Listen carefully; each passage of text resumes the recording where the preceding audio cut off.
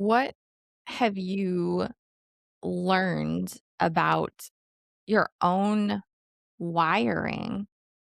I mean, starting out in design and kind of taking this artistic approach, and then realizing over time that you were able to see the bigger picture, even being able to recognize that. Is that something you were always aware of, or have some of these giftings been being developed through this journey?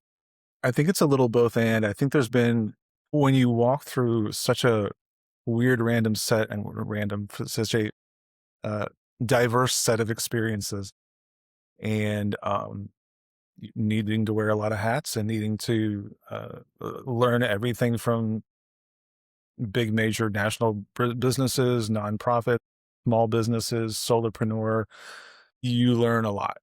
And I've gotten to do everything from strategy to execution. I've had my hands deep in the weeds. I've seen big picture stuff. There's a lot of stuff that I've known about myself, but there's been a lot of areas of deep discovery and understanding things that have already been there, as well as, oh, that's a new skill set to add and some things that, so I think I've always been pretty self-aware, but I've been trying to become more self-aware, exploring not just like, oh, I know I can do all of these things that could put on a resume, but what does that mean about myself? And not only um, the skills that I can bring to somebody, but really what are the ways I operate and the ways that I see and the ways that I think and just some of the ways that I am that I think could lend themselves to help other people.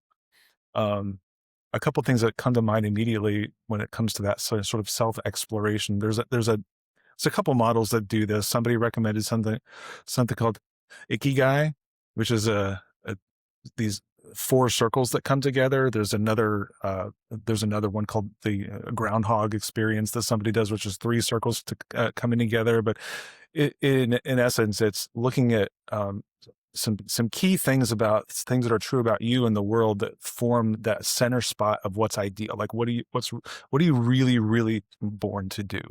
So the ikigai way of doing it, it's a Japanese thing of saying what does the world need? What are you really good at? What can you get paid for? And then there's like one other thing. I mean, you find the confluence of all those things, like that's your sweet spot. Like that's what's really real. That's what you're born to do.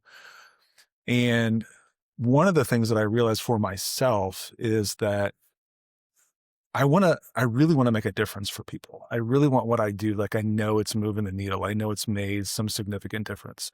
And I've thought for a long time, this is kind of what evolved me into this. It's like I can make a brochure talking about your business. You can put it on your desk. Maybe it does something, maybe it doesn't. I don't know. I don't know if it's moved the needle. I could even build a website for you. Even if it's a really good business driver, sometimes it's difficult to tell. Like, did that help you? I'm not sure. But as I've kind of zoomed back from this and realized like one of the biggest, putting all the pieces together, I want to know that I've made a difference for a company in the way that they think and operate, how they understand themselves, something that's for the top down, that they have a new awareness and a new aha moment that is said, you know what, this floods into everything else we do. It changes the way that we message and communicate. It changes the way that we operate internally.